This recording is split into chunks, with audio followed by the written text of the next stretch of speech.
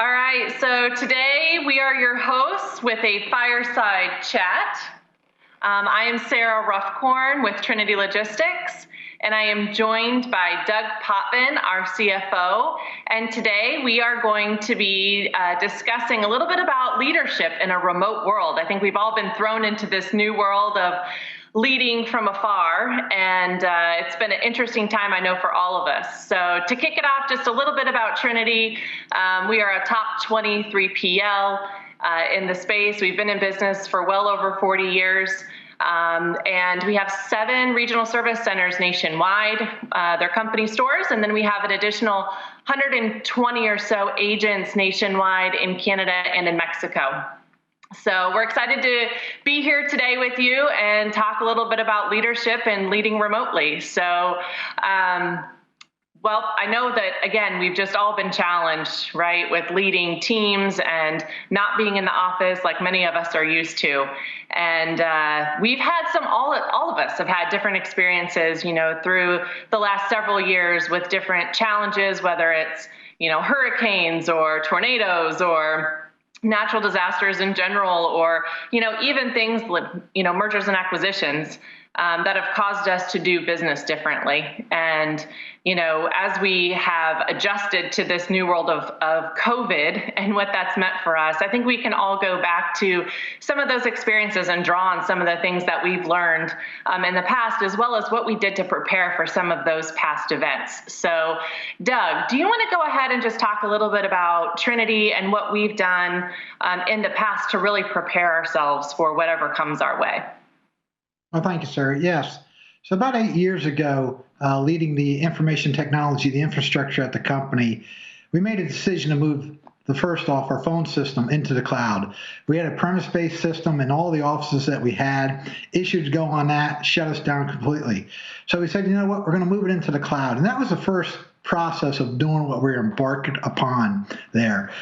As a company, we live and die by the phone and the computers and the infrastructure that we have in place for that. It's all relationship based.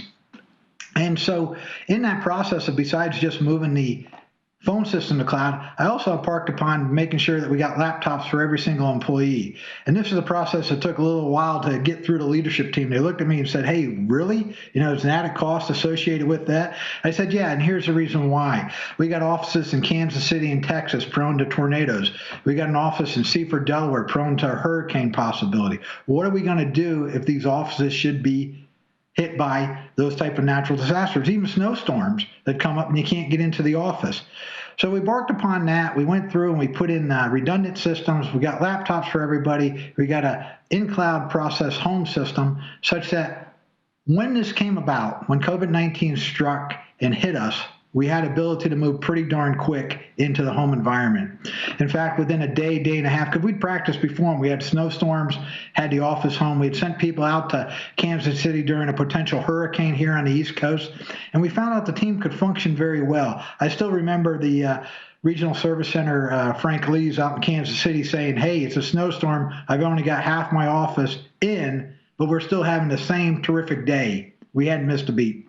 And so when COVID-19 struck, we had 90% of our office home within a day. And then the only thing we're waiting on to get the rest of the people, just so they could function, we're waiting on jetpacks from Verizon to come in so they could continue with the internet connectivity. And so we did a tremendous effort those years ago, and we had not missed a beat in that. And in fact, we've seen some type of productivity gains in that process. So we really strive forward to drive the success on there, Sarah, to say the least. But the other thing that caused us to do is change our leadership mentality, as now instead of just leading from within the office, we need to lead remote. And so why don't you take there and explain how we begin to change the leadership functionalities?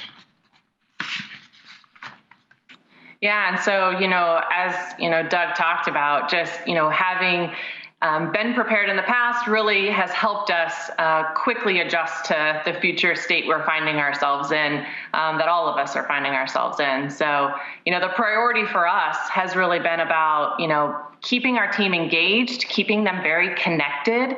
As time goes on, there's new ways that teams are finding ways to do that, with short stand-up meetings in the morning, all the way to team meetings, just every week, and every team finding the right balance between meeting too much and not enough. So, everyone's adjusting to what that new normal looks like through, video calls and video chats, to instant messenger, just utilizing the tools that Doug kind of talked about, with what, the new state we find ourselves in. And they've also done some really fun things. It doesn't all have to be boring when you're working from home. There's still a way to find yourself being connected with our teams. And so they've even done theme parties, I know, right, Doug? Yes. With some of the stand-up meetings, and you pick a theme for the team meeting, and everybody has a little bit of fun with it too, to really develop that connectedness. We've also really worked hard on communicating, and really over communicating during these times. And so weekly videos around what's maybe happening with the COVID stats throughout the country, but also how we're doing as a company. And being very transparent, with our load counts and what's happening and major surges that we see across the economy, as well as anything else that we have to report out on. So I think those weekly videos have really helped as well, keeping people abreast of what's going on, both internally and, again, externally in the economy. So we've found some really great ways of using some technology that we've instilled, right, Doug? You want to talk a little bit about some of the technology that we've now come very accustomed to using that I don't think we used much before? No, it's interesting, to say the least, what the changes come about. We talk about technology, and part of this being into the cloud and stuff, and just not to forget the technology usage, and we'll talk about just in a second. But the other thing that we've done over the years is really enhance our cybersecurity.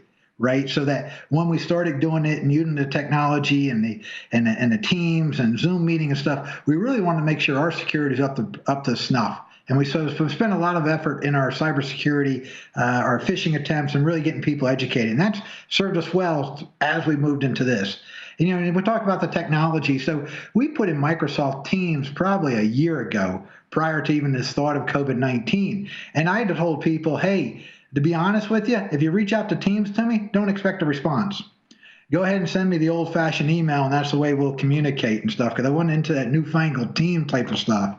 But now, since we've been using Zoom and Teams across the board, not only internally, but externally, I find myself now growing for the Teams phone call and going for the Teams meeting than traditional ways of doing it. I find myself now quickly doing that I am messaging through Teams as opposed to sending out an email. So the connectivity has even been greater throughout that process. And we talk about the themes party and the excitement of using this technology. So I know with Teams, people have gotten creative, especially with the settings behind them. Like our claims team had a beach day party theme. And they got dressed up in their swimsuits and had the Puerto Rican or the Costa Rican, some type of scene behind them. And it felt like you were at the beach. And that's all you needed was just the sound of the ocean, and it would have been perfect. But yeah, using the technology, especially the Teams, we've used quite a bit of it. The Zooms, we've used quite a bit of it. We've also used teleconferencing throughout the bridges. We really have stayed connected very well in that type of site, really on the technology part of it. And we've used a lot of it. So when we started out, because we said, hey, this is all brand new, we want to stay connected, we started meeting daily on Teams. And then after a couple of weeks, we realized, it might be a little bit too much on a Teams type of standpoint. So we ratcheted those back down to about a weekly meeting. Some teams, though, are starting it off with a kickoff morning meeting just to say hi to everybody, find out what's going on during the day, what the leader may be working on that. And I encourage that, because it's almost navigating into this new leadership style of trying to keep people motivated, encouraged, even in the midst of not being there in the office. And, the one thing that we have tried to do and attempted to start doing now with the technology in place is actually improving our hiring practices. There are certain positions that we have come to realize we can hire now throughout the United States, anywhere, with the reach of technology. So we just filled our first position where we intentionally hired from outside the United States. We hired a claim representative in the great state of Missouri, He's come on board just this past week, had a great time. And in fact, today I saw a clip of their meeting. They had a lunch meeting today. And the leader told me, hey, we're going to do away with that lunch meeting. I said, no, no, no, no. That's part of the culture. We can't do away with the lunch meeting. So the picture I saw today were all of them holding up food that they'd gotten from takeout restaurants for the lunch meetings. So again, this whole thing about leadership and ability to use the technology and still to instill the culture is really, really important for us, and it's just not, COVID-19 is part of it, but we've faced difficult times and challenges before. And, it's leading through those is what makes a difference and impacts the teams greatly and allows for the success of the company. And Sarah, why don't you share some of those stories?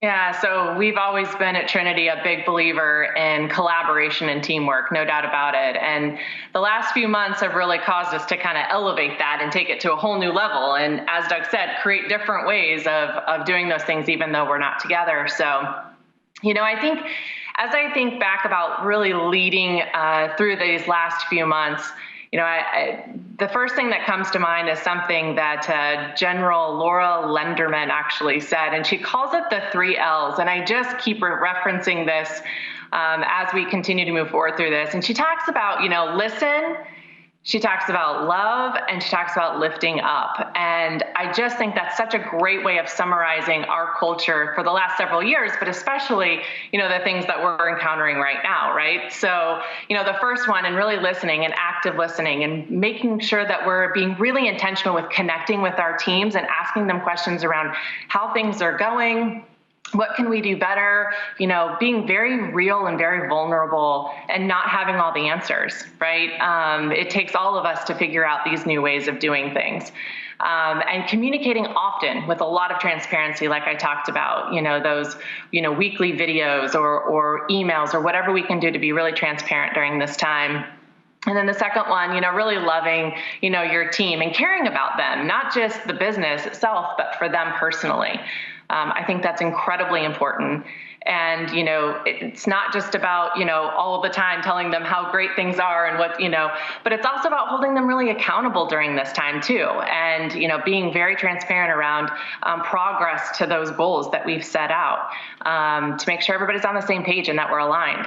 And, lifting up, making sure we're really encouraging people, especially as leaders, because it's very easy to get down during these times. So making sure we're lifting people up, finding ways of doing that and being even more intentional than I think we've ever been, because you're not running into people in the hallway or seeing them at lunch. We have to be so much more intentional of creating that space on our calendars, of reaching out to them and encouraging people. So I think that's really been a huge part of who we are as a company, but also, again, just this whole nother level of being very intentional with our leadership in those 3 ways has been incredibly helpful for us to focus on, as well as making sure that we've got that vision, we've got that goal that's set, and we've got that rallying cry around our entire team accomplishing, a single mission.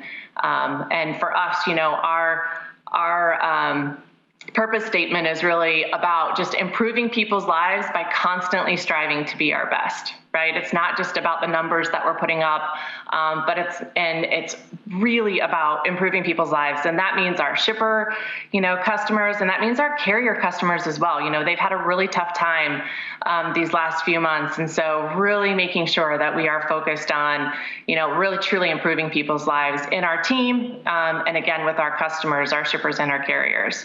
So I think that's been a huge focus of ours these last few months. Doug, do you have anything to add to that? No, it's interesting. I heard those 3 L's: to listen, to love, and lift up, right? And I think about a couple of things. Obviously, with COVID-19 as a nation and as a world, but even what's going on not only in the United States but around the world with regard to the protest and things of that nature with regard to the country. And I realize if you take a step back and truly as a community practice that listen and that love and lift up, we can come to common agreement on good, for the common good of people, instead of being divisive in our rhetoric and such. And, and I was thinking about, the marketplace, this COVID-19, we have seen in the last 3 months, the entire market shift from a high to a low.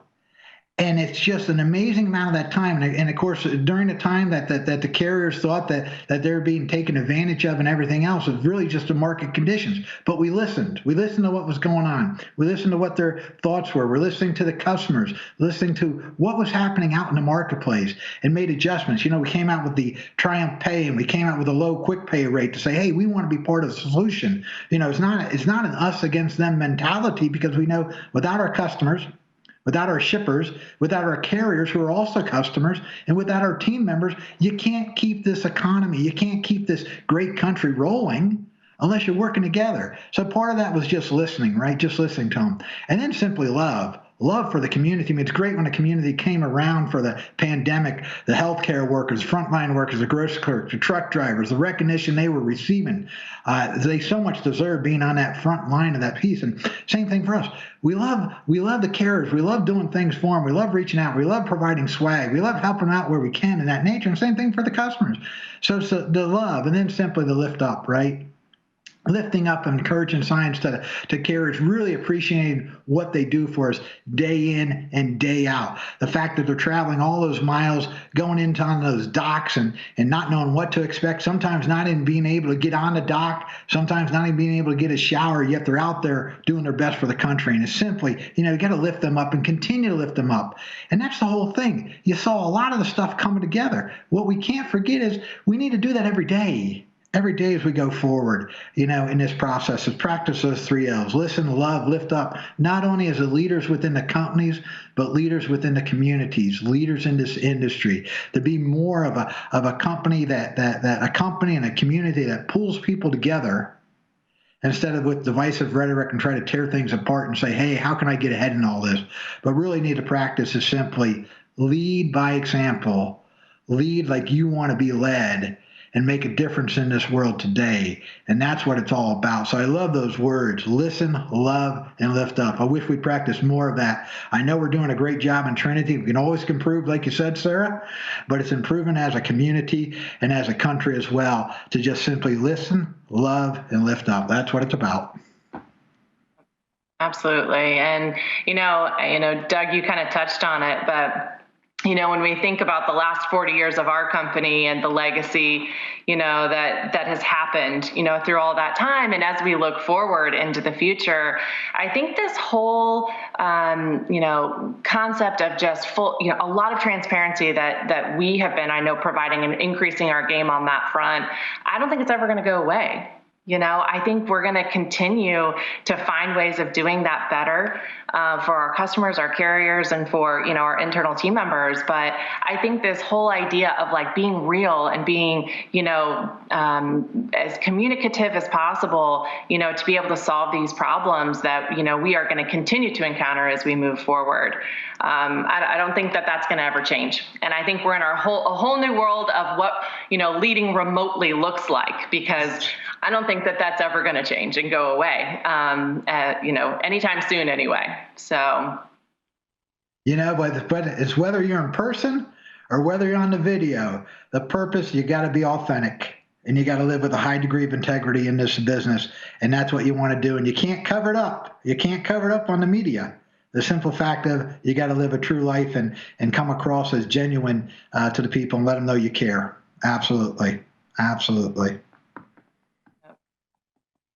So we really appreciate, everyone taking a few minutes of their day to hang out with us and listen to our little fireside chat. We hope you all have a great week and take care. Have a great one.